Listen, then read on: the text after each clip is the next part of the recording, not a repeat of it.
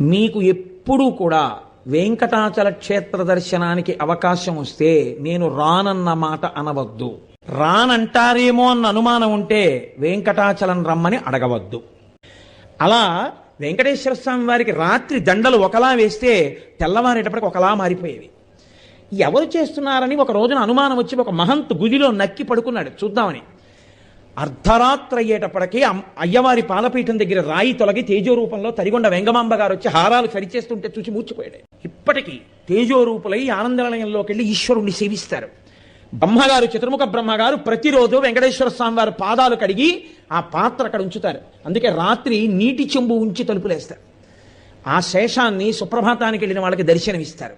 అంతటి మహానుభావుడు వెంకటరమణుడు. వెంకటరమణుడంటే వెంకటరమణుడే. ఒకరా ఇద్దరా, ఎంతమందితో అనుబంధం. వారం రోజులు కాదు, కొన్ని నెలల పాటు వెంకటరమణుడు